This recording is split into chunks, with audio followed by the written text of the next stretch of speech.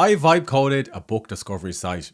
It's called Reading Curator, and I'm going to show you exactly how I did it and what Reading Curator does. I spent a few years building this site called Become a Writer Today. It's a WordPress site, and basically I published over 1,000 articles. Now I wrote 1,000 articles, or I wrote some of these articles myself, but I also hired a team of freelance writers. A big part of the site was roundups of books and profiles of different authors. The site went through a painful correction after the Google Helpful Content update and a series of other core updates. And I was left with some content that was arguably off topic for a site all about the craft of writing. So I decided to try and do something else. I logged into WordPress, I headed over to Tools and Export, and I exported all of my posts to a file on my computer.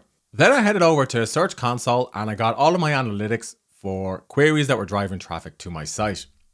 I uploaded all of this information to ChatGPT and I repeated the exact same exercise for Claude. I asked it to analyze all of the data and figure out what books and author posts I could publish on a different site. Then once I had a final list, I started to build out my project with a vibe coding tool. Vibe coding is all the rage these days, but I find Cursor is the best for a complicated project like this. I started out with the pro version of Cursor. That cost $20 per month. But to be honest, for a big vibe coding project, it wasn't long before I had to upgrade to Ultra. And this basically gave me access to all of the models inside of Cursor.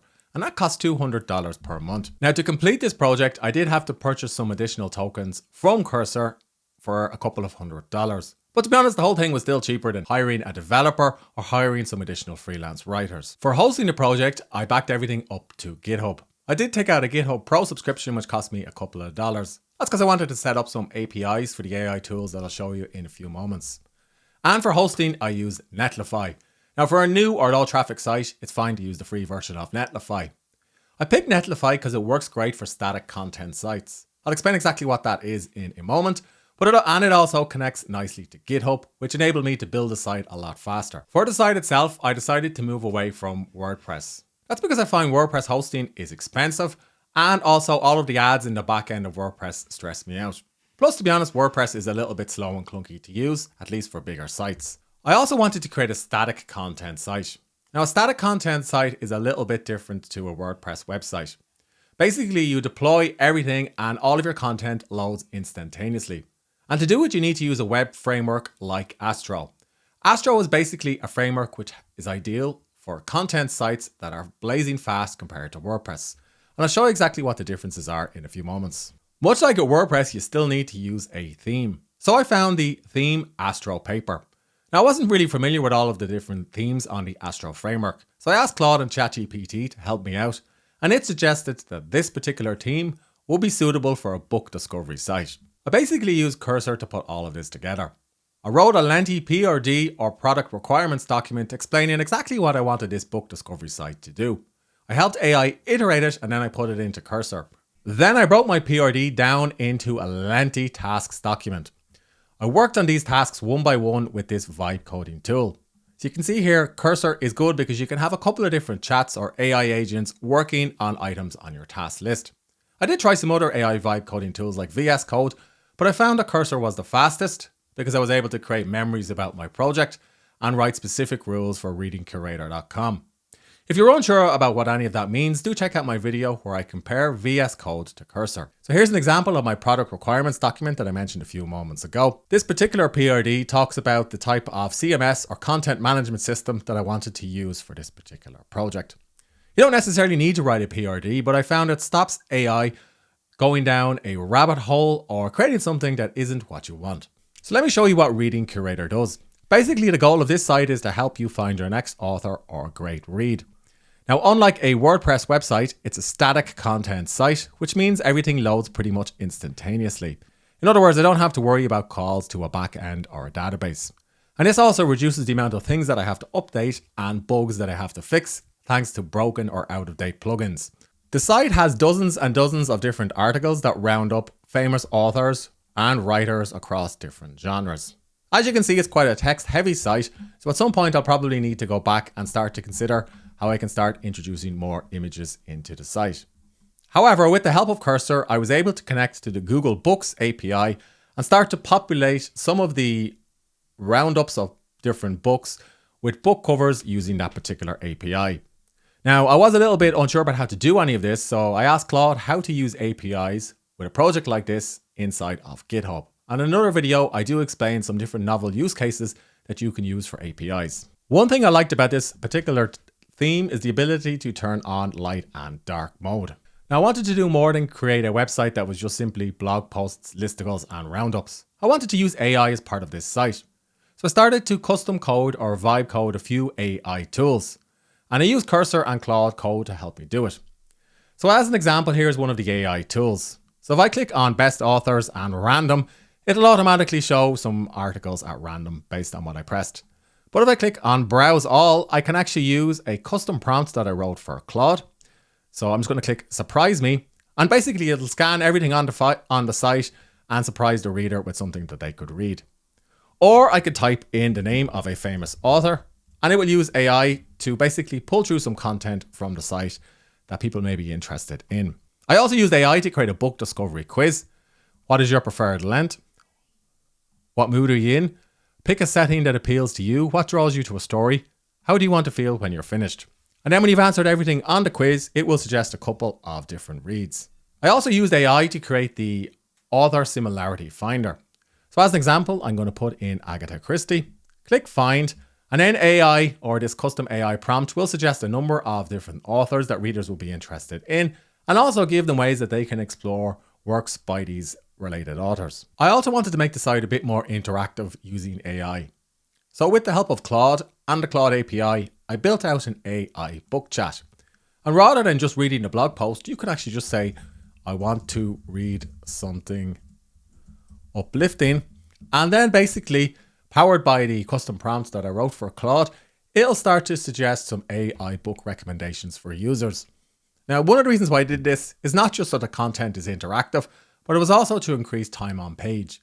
My takeaway from building a site that was affected by the Google Helpful Content update and all of the other core updates is that you really need to drive up page engagement and time on page if you want your site to be more evergreen. And I think these types of AI tools are the way to do it. And I plan to roll these out more on some of the content sites that I'm building. I'm also building some other tools for the site that are kind of visually engaging. And you can get all of these interactive tools at readingcurator.com/tools. As an example, if I click on famous poems timeline, it'll start to give me a timeline of all of the most famous poems from history, as well as an explanation about why they're so significant. Now, there are a few little quirks and bugs that I need to fix. So for example, this page looks great in light mode, but in dark mode, it doesn't quite match the theme of the site. I have another video on the channel where I do a deep dive into my QA process for vibe coding projects. I'll head over to GitHub and I'll put in a descriptive title like dark mode not working properly on the poems page. And then I'll put in a bit more of a description so I can understand what this is about later on, and then click create. Now, I can tell you from running sites that you're never going to have a site that's 100% functional and has absolutely no bugs or things that you need to fix. There's always something to be updated, even for static content sites. But I do like that GitHub enables me to document all of these in one place so I can fix them when I'm ready to work on this particular project. Another tool that I built is the Character Archetype Explorer.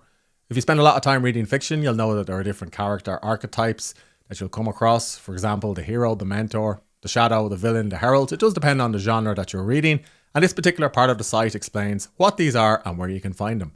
The hero's journey is also a popular framework that you'll come across in many books. And some people just love reading books because they basically describe the hero's journey. So I'm currently building out a section of the site that enables readers to find different movies and in a future update different books that talk about or that are based on the hero's journey. Now, as you can see, there are some visual issues on this particular page, so this is something that I'll need to fix in a subsequent update. Again, I'd go into GitHub, log this as an issue so I can reference it later on. Now, I'm actually going to install Claude on this particular GitHub repo so it'll help me QA these issues on autopilot. And I have another video on the channel where I explain how that works. I'm also going to start building out timelines for different authors. So perhaps Stephen King is the most famous author working today. And this particular timeline that I've built is based on some content that I had on my old site, which I repurposed. And it basically is a chronology of Stephen King's career. And if this works, if this gets engagement from readers, I'll start to build out more interactive timelines like this one. Now, clearly this is a new site, and to invest this much time in a new site is a bit of a risk. So what I'll do is get the site to a place that I'm happy with. And then now that it's live, I'll let it sit for a few weeks. I'll start to document some of the Q issues and I'll update them when I have a little bit of time. I'll track traffic to the site with plausible analytics. If you're not familiar with Plausible Analytics, it's a privacy-friendly alternative to Google Analytics. It's also much easier to use, and I prefer it to Universal Analytics. But once I see that this site starts to get a bit of traffic, with the help of some link building and some redirects that I'm doing, I'll go back and I'll fix some of these issues and start to add more content. And that takes me back to Cursor, which I used to build this particular project. So I have a quite lengthy tasks.md file. This is basically my to-do list for the site. I'll go in and document things that I want to do as bullet points, and then with the help of AI, I'll start to spec out these tasks so I can work on them whenever I fire up this project. And when I roll out a new feature, I'll just back it up to GitHub and it'll automatically get pushed live via my Netlify and GitHub connection. Now, of course, I'm not doing all this for free or for fun, although it is an interesting project to work on. I also want to monetize the site. And to do that, I have connected this particular site to Amazon via the Amazon API. And this basically means that the API will start to surface book recommendations, which are connected to my Amazon Associates link. And once the site starts to get traffic, hopefully this means I'll start to earn more from the site. And I also have a partnership with Grammarly from some of my other projects, and I do promote Grammarly subtly on the site.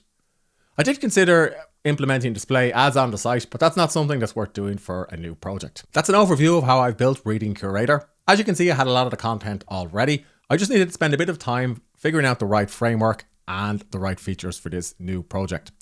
I built a site with Cursor AI. I'd say it spent about 20 or 30 hours on it. Granted, I had a lot of the content, so I didn't actually have to go and create that. However, I did use AI to help me iterate it and also to create some of the interactive tools that I've shown you. Hope you enjoyed this video. If you do, don't forget to subscribe to my playlist where I do a deep dive on how I'm using vibe coding for my business. And if you have questions, ask me in the comment section below this video.